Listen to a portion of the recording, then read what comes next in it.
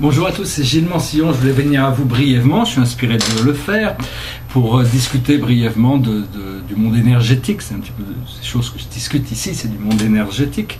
D'abord, on est en nouvelle lune, et donc c'est une lune très importante, très puissante en Capricorne. Et ce qui la rend très puissante et très importante, c'est parce qu'il y a Pluton qui est derrière la lune, en train d'affecter des transformations profondes, et donc il faut accepter ces transformations, en sachant que Mercure commence à partir dans sa direction rétrograde, donc ça va nous permettre de ralentir, de prendre le temps de refléter sur toutes ces choses qu'on a pu découvrir ou apprendre pour les mettre en perspective. Aussi, il y a cette grosse éclipse de soleil le 21 août qui arrive, et donc pendant ce temps-là, il y a aussi un événement très important, c'est que Saturne et Uranus, qui représentent le passé et le futur, vont être en conversation triangulaire de manière parfaitement harmonieuse. Donc il peut y avoir plein de très très bonnes surprises qui se préparent pour la rentrée par rapport à tout ça. Et puis après, je crois que c'est le 23 août, le Saturne retourne direct, donc il y a vraiment beaucoup de choses qui peuvent se passer, parce que Saturne, c'est un peu lui qui garde, qui est un peu... Autant Jupiter crée l'expansion, autant Saturne retient les choses pour nous apprendre à apprendre les leçons qu'on a besoin d'apprendre. Donc voilà, là on se rapproche du 26 juillet, qui était le 26 juillet, pendant toutes les Égyptiens, la civilisation égyptienne, qui est plus ancienne que ce qu'on pense, mais pendant très longtemps, c'était des grandes civilisations qui célébraient le Nouvel An le 26 juillet, parce que c'est le moment où quand le soleil se lève, il y a l'étoile bleue de Sirius qui se lève au même moment. Donc on a deux soleils, en fin de compte, on a un soleil doré et un soleil bleu, et donc c'est vraiment très très puissant, un moment très puissant qui s'aligne jusqu'au 8 août. Et donc Sirius, c'est une étoile qui est juste à côté de chez nous, c'est un système triple d'étoiles, et avec de nombreuses civilisations. On va découvrir plus tard qu'il y a de nombreuses civilisations qui viennent de Sirius, et c'est une sorte de civilisation parraine à la nôtre, c'est-à-dire que c'est des gens c'est des êtres qui nous ont assistés, protégés, pendant les guerres galactiques. Tout ça, cette histoire, on l'a oublié, mais les Syriens sont des êtres bienveillants. Il reste dans Sirius des planètes qui sont encore dans la dualité quelque part, mais il y a des civilisations très très avancées, surtout sur Sirius A, Sirius B, toutes sortes de civilisations, comme les dauphins, sont originaires d'une planète qui orbite autour de Sirius B. Ils n'ont pas la même forme sur leur planète, mais ce sont des dauphins, pour moi, sont des êtres ascensionnés qui ont choisi de venir vivre cette forme. Ils n'ont pas ces réflexions mentales que l'homme peut avoir, donc on les considère comme des animaux, comme inférieurs, mais au niveau de l'intégration psychique et émotionnelle, les dauphins sont bien en avance sur les humains. Ils sont toujours dans la joie, ils sont toujours dans le bonheur, ils sont toujours dans une expression créative, ils sont dans un flot naturel. Et donc il y a aussi la civilisation dominante à Sirius, la première civilisation, la plus ancienne. C'était ce qu'on appelait, pour ceux qui peuvent imaginer ça ou y croire, ce sont des lions humains. C'est-à-dire, il y a une de ces grande personnalités qui étaient sur les lions humains, sont les gardiens de la galaxie. Ce sont des policiers galactiques, ce sont des êtres immenses, énormes, mais très gentils. Ils sont végétariens, il n'y a pas à avoir peur d'eux. Et il y a une déesse un être, sont tous des êtres éclairés, sont tous, par rapport à l'homme, c'est un peu comme des dieux, des êtres éternels. Et il y a une déesse qui s'appelle Sekhmet, qui était célèbre en Égypte. C'est une déesse très puissante qui travaille aussi à l'ascension de la planète. Et donc vous pouvez l'appeler et si vous avez besoin de quelque chose, lui demander d'enlever quoi que ce soit que vous pouvez avoir de négatif ou de problématique. Cette déesse est là pour vous aider à nettoyer ça. Vous allez voir qu'elle mettra sa patte de lion à l'intérieur et elle pourra enlever toutes ces choses. C'est très très puissant. Moi, j'ai travaillé avec elle pendant pas mal d'années. Et donc, mais enfin bon, toutes ces civilisations, les lions humains de Sirius, c'est pas vraiment le sujet de ma vidéo, mais enfin bon, vu que j'en parle, on m'a demandé de parler de Sirius. Et donc, ce sont des êtres qui viennent de temps en temps dans la troisième dimension terrestre, mais ils ne peuvent pas rester très longtemps parce que c'est quand même assez oppressant, disons, cette réalité par rapport à celle dans laquelle ils vivent, qui sont beaucoup plus expansives. Donc voilà un petit peu pour les énergies qui arrivent, c'est-à-dire tout l'été va être, c'est des moments très puissants qui se préparent comme tous les moments. C'est à partir du moment où on on arrive à intégrer le fait qu'on doit vivre dans le présent, on est toujours dans le présent, quelles que soient les influences astrologiques, on n'est pas limité par l'astrologie. Et voilà, on va continuer à... Je vais peut-être tirer des cartes plutôt, parce que j'avais toutes sortes de différents sujets à discuter, mais bon, je ne voudrais pas faire une vidéo de 3 heures pour discuter de philosophie, bien que, en essence, la sagesse, c'est Sophia. Sophia, on peut peut-être juste rajouter un petit insert. C'est-à-dire, Sophia, c'est le nom de la mère de notre univers. C'est-à-dire, notre univers, on a un univers, c'est le premier créateur, c'est la mère de l'univers, c'est le premier être divin qui sort du paradis pour venir prendre possession de l'univers, établir tous ces circuits dans l'univers, pour après, avec le Père créateur, pour créer tous les ordres divins, célestes, et puis après, avec les mondes célestes, et puis après, finalement, les planètes évoluent une fois que l'univers est organisé. Mais la mère de l'univers, un de ses noms dans l'univers, c'est Sophia, ou Nebadonia. Et donc c'est vraiment c'est important ça fait partie il y a 7 niveaux d'attainment pour reconnecter au créateur, et le premier niveau étant le père et la mère de notre univers local.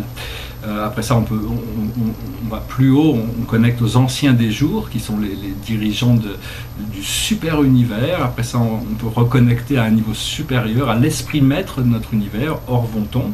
Après ça, on peut reconnecter à l'être suprême, qui représente les 7 esprits maîtres par rapport à la relation au temps et de l'espace. Et après, on peut reconnecter à l'esprit infini, qui est l'acteur conjoint de la création, un être éternel infini, parce que bon, il n'y a que 3 êtres absolument éternels et infinis, ce sont l'esprit infini, le Fils éternel et le Père universel.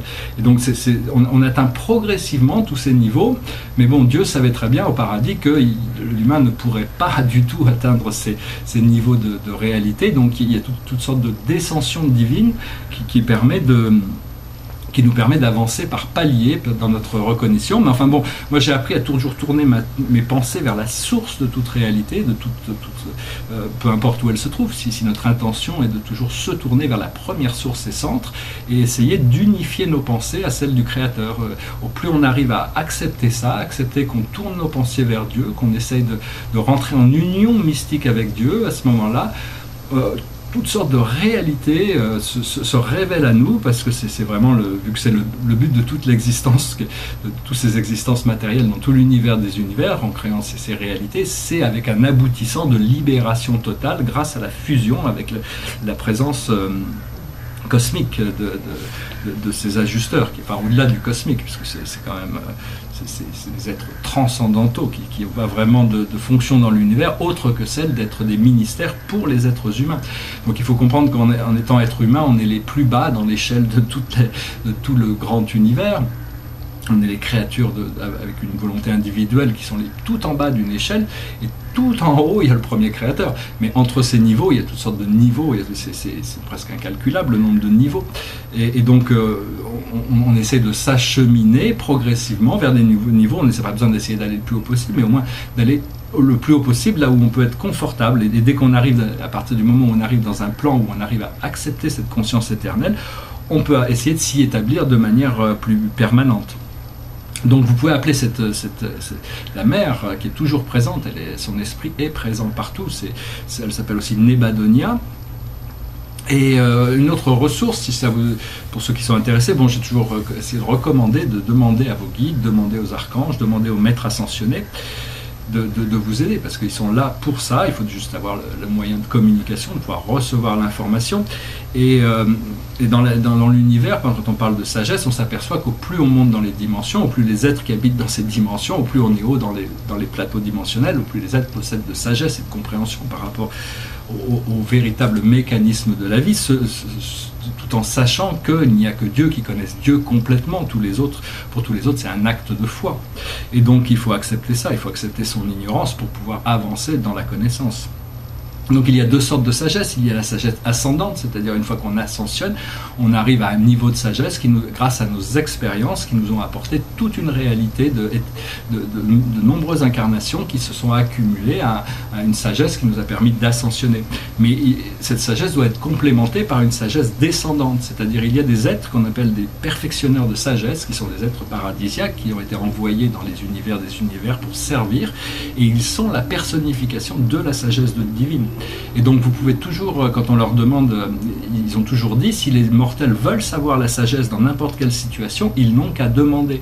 Donc si vous voulez savoir, quelle que soit la situation, si vraiment vous ne savez pas, vous pouvez demander à un perfectionneur de sagesse de vous la montrer quelle est la sagesse dans votre situation, et puis après vous attendez, et à un moment donné, vous allez voir que votre intuition va vous montrer quelque chose. Et donc c'est quelque chose d'important de pouvoir communiquer avec ces forces invisibles. Bon, après ça, il faut l'accepter, quelle que soit la sagesse qui nous est montrée, il faut quand même pouvoir l'accepter. Et puis bon, après c'est juste une question de pouvoir suivre cette guidance. Et donc voilà, je vais tirer quelques cartes pour la journée.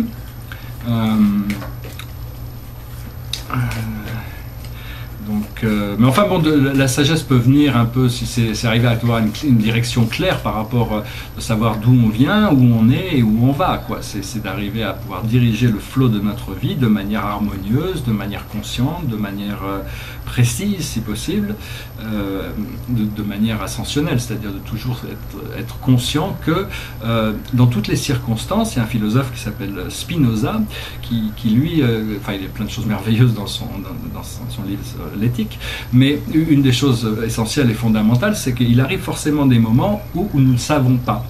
C'est-à-dire on n'a pas de moyen de savoir quelque chose, et donc on peut s'en remettre à ce qu'il appelle l'exil de l'ignorance. C'est-à-dire on s'en remet à Dieu, c'est-à-dire si, quelle que soit la situation où on arrive, si vous en remettez à Dieu, vous dites non, ben moi je sais pas, je laisse à Dieu le choix, de me montrer quelle est la vérité dans la situation.